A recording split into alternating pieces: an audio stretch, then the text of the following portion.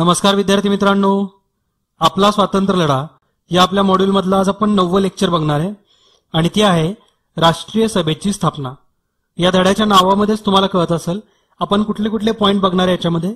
तर आपली राष्ट्रीय सभा म्हणजे इंडियन नॅशनल काँग्रेस याची स्थापना कशी झालेली आहे, याचे जे महत्त्वाचे काही अधिवेशन होते हे कुठं कुठं पार पडलेले आहेत, पहिलं अधिवेशन कुठं झालं ते सगळं बघणार आहे।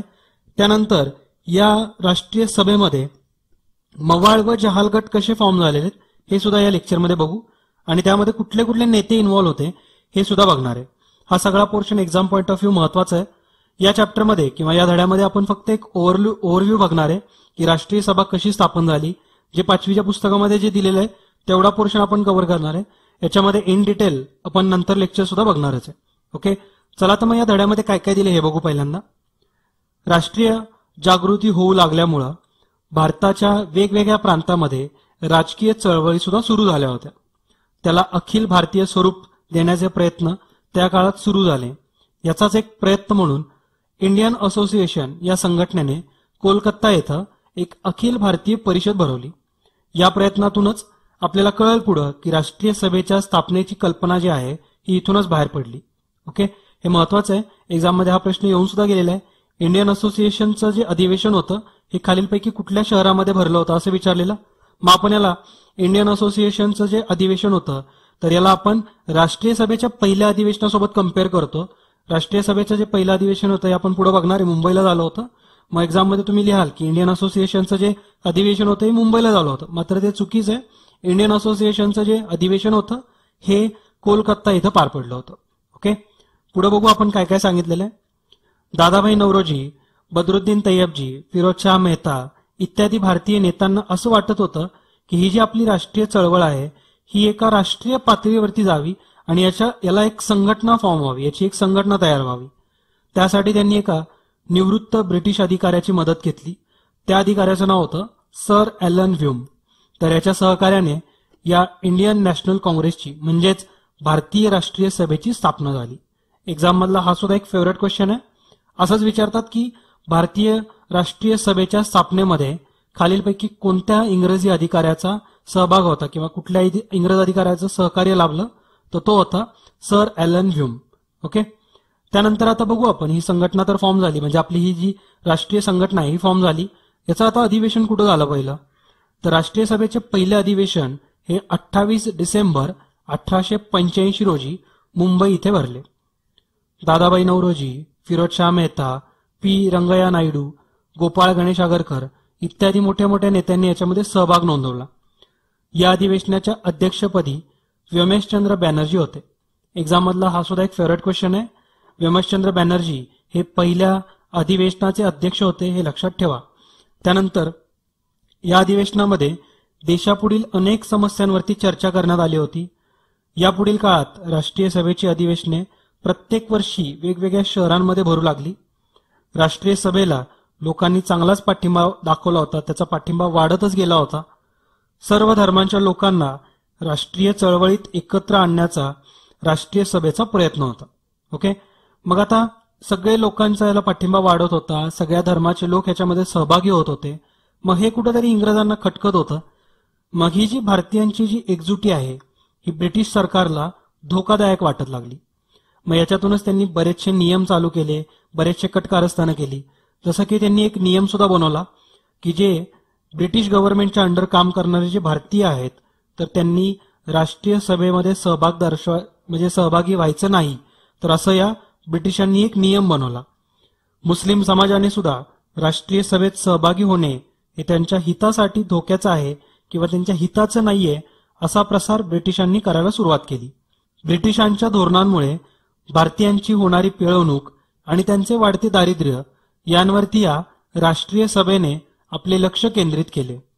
सरकारी नोकऱ्यांमध्ये भारतीयांना स्थान मिळावे, त्याचबरोबर शेतकऱ्यांवरील कराचा बोजा कमी करावा, अशा प्रकारच्या वेगवेगळ्या मागण्या या राष्ट्रीय सभेतून सारख्या बाहेर येत होत्या। मग आता या मागण्या ज्या आहेत ह्या कशा पद्धतीने असायच्या, तर राष्ट्रीय सभेमध्ये या ज्या मागण्या आहेत ह्या इंग्रजांपर्यंत लेखी स्वरूपामध्ये, अर्जाच्या स्वरूपामध्ये, विनंतीच्या स्वरूपामध्ये केल्या जायच्या। म्हणजेच काय, तर राष्ट्रीय सभा ही त्या काळात जे व्यक्ती असे त्याच्यावरती जे प्रमुख व्यक्ती होते हे सगळे मवाळवादी होते, त्याला आपण नेमस्त म्हणतो. ओके, तर आपण हेच बघणार आहे आता पुढं की मवाळ आणि जहाल हे गट या राष्ट्रीय सभेमध्ये कसे पडलेत. तर राष्ट्रीय सभेच्या प्रारंभीच्या काळामध्ये तिचं सगळं नेतृत्व हे पूर्णपणे नेमस्तांच्या म्हणजेच मवाळांच्या हाती होते. सरकारला निवेदने अर्ज विनंत्या केल्यास ते आपल्या मागण्या मान्य करेल असा त्यांचा विश्वास होता. सनदशीर मार्गाने सुधारणा घडवून आणण्याचा मार्ग त्यांनी स्वीकारला होता. याचे एक मुख्य नेते होते त्यांचे, ते होते गोपाळ कृष्ण गोखले. एक्झाम मध्ये हा सुद्धा प्रश्न येऊन गेलेला आहे की जे मवाळवादी लोक होते, मवाळवादी नेते होते, यांच्यावरती कुणाचा एक अग्रणीय सहभाग होता, तर ते होते गोपाळ कृष्ण गोखले. ओके, तर हे व्यवस्थित लक्षात ठेवायचे. एक्झाम मध्ये मवाळवादी आणि जहाल गट याच्यामध्ये कुठले कुठले नेते होते हे सुद्धा विचारतात, तर हा पॉइंट व्यवस्थित लक्षात ठेवा. अर्ज विनंत्यांचा विचार करून ब्रिटिश सरकार भारतीयांच्या मागण्या मान्य करेल ही जी आशा होती ही शेवटी फॉल ठरली, म्हणजे ही खोटी ठरली. त्यामुळे राष्ट्रीय सभेमध्ये काही जे तरुण वर्ग होता हा अस्वस्थ होऊ लागला. त्यांना वाटू लागलं की नेमस्तांच्या मार्गाने जाऊन राजकीय चळवळ पुढे नेता येणार नाही असे त्यांना वाटत होतं. मग शेवटी केवळ अर्ज देऊन विनंत्या धरून हे काही भागणार नाहीये, तर समाजातील सर्व लोकांमध्ये जागृती निर्माण केली पाहिजे. स्वराज्यासाठी प्रखर देशभक्ती निर्माण झाली पाहिजे. जनतेने आपले हक्क संघटित होऊन झगडून मिळवले पाहिजेत. यांवर या तरुणांचा विश्वास वाढत होता आणि अशी विचारसरणी असणाऱ्यांना जहालवादी किंवा जहाल असे म्हणतात. ओके, तुम्हाला कळालं असेल जहाल म्हणजे काय, तर असेच आपले जे हक्क आहेत हे संघटित होऊन झगडून, त्याचबरोबर देशहितासाठी देशभक्ती निर्माण करणे, स्वराज्यासाठी प्रखर अशी देशभक्तीची गरज होती. तर हे सगळे जे विचार आहेत तर हे सगळे जहाल विचार आहेत, तर यांना सगळ्यांना जहालवादी आपण म्हणतो. आणि अशा तरुणांचं जे नेतृत्व आहे हे लाला लजपतराय, बाळ गंगाधर टिळक आणि बिपिनचंद्र पाल अशा नेत्यांनी केले. तर एक्झाम मध्ये हे पण विचारतात, तर हे नेते कुठले कुठले हे लक्षात ठेवायचे तुम्ही. जहालवादी नेते कुठले कुठले, तर लाला लजपतराय, बाळ गंगाधर टिळक आणि बिपिनचंद्र पाल. ओके, लोकमान्य टिळकांनी केसरी व मराठा ही वृत्तपत्र सुरू केली. तुम्हाला इथे एक गोष्ट कळाली असेल, आपण आधीच्या धड्यामध्ये बघितलं होतं की केसरी जे वृत्तपत्र आहे याचे पहिले संपादक कोण, असं आपण गेल्या चॅप्टरमध्ये बघितलं, ते होते गोपाळ गणेश आगरकर. पण हे लक्षात ठेवायचं तुम्ही की केसरी हे लोकमान्य टिळकांनी सुरू केलं होतं.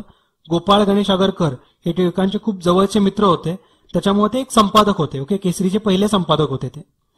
या वृत्तपत्रांतून ते भारतीय जनतेला आपल्या हक्कांची जाणीव करून देऊ लागले. सार्वजनिक गणपती उत्सव आणि शिवजयंती उत्सव यांच्या माध्यमातून त्यांनी लोकांमध्ये एक राष्ट्रीय भावना जागृत केली, लोकांना एकत्रित आणलं. त्यांनी आपल्या लिखाणातून व भाषणांमधून लोकांना निर्भय व स्वाभिमानी बनण्यास शिकवले. तर हे सगळे हे लोकमान्य टिळक आणि या जहालवादी नेत्यांचे विचार आहेत. हे तुम्हाला आता फरक कळाला असेल, मवाळ नेते आणि जहाल नेते याचं फॉर्मेशन या राष्ट्रीय सभेमध्ये कसं झालेलं आहे हे सुद्धा आपण या चॅप्टरमध्ये बघितलं. ओके, आणि काही म्हणजे या धड्यामध्ये शेवटी काही महत्वाची अधिवेशनं दिलेले आहेत ते आपण बघू. तर पहिले 5 अधिवेशन कुठं कुठं झालेत हे दिलेलं आहे आणि त्यांचे अध्यक्ष कोण कोण होते. तर पहिलं अधिवेशन झालं होतं मुंबईला, त्याचे अध्यक्ष होते व्योमेशचंद्र बॅनर्जी. 1885 मध्ये हे अधिवेशन झालं. दुसरं अधिवेशन कोलकातामध्ये झालं आणि त्याचे नेते होते, त्याचे अध्यक्ष होते दादाभाई नौरोजी 1886 ला. 1887 ला अधिवेशन चेन्नईला पार पडलं, त्याचे अध्यक्ष होते बद्रुद्दीन तय्यबजी. त्यानंतरचं अधिवेशन अलाहाबादमध्ये पार पडलं आणि त्यावेळेस जे अध्यक्ष होते ते होते जॉर्ज ह्यूल. त्यानंतरचे जे अधिवेशन होतं हे मुंबईला पार पडलं 1889चं आणि त्याचे अध्यक्ष होते सर विल्यम वेडरबर्ग. ओके, तर हे दोन्ही नावं लक्षात ठेवायचेत. जॉर्ज ह्यूल हे पहिले इंग्रज होते किंवा पहिले फॉरेनर होते जे आपल्या राष्ट्रीय सभेचे अध्यक्ष होते. कुठल्या अधिवेशनात, तर अलाहाबादमध्ये 1888 ला. आणि त्यानंतर 1889चं मुंबईमध्ये झालं, त्याचे अध्यक्ष होते सर विल्यम वेडरबर्न. ओके, तर हे पाचीच्या पाची व्यवस्थित लक्षात ठेवा. पुस्तकामध्ये दिलेत एवढे तरी तुम्हाला पाठच असले पाहिजेत. जे काही मिसिंग आहे त्याच्यामध्ये ते आपण आपल्या लेक्चरमध्ये कव्हर करणार आहे. ओके, तर आपण याच्यावरती आणखीन इन डिटेल लेक्चर बघणारच आहे, तिथं तुम्हाला बरेचसे नवीन पॉईंट सुद्धा कळतील. तर आता आपण जो पुढचा धडा बघणार आहे तो आहे राष्ट्रीय चळवळीची वाटचाल. त्या धड्यामध्ये आपण 1905 नंतरचा कार्यकाल बघणार आहे, महत्वाचा धडा आहे. तर भेटूया त्या लेक्चरमध्ये. तोपर्यंत जय हिंद, जय महाराष्ट्र, धन्यवाद.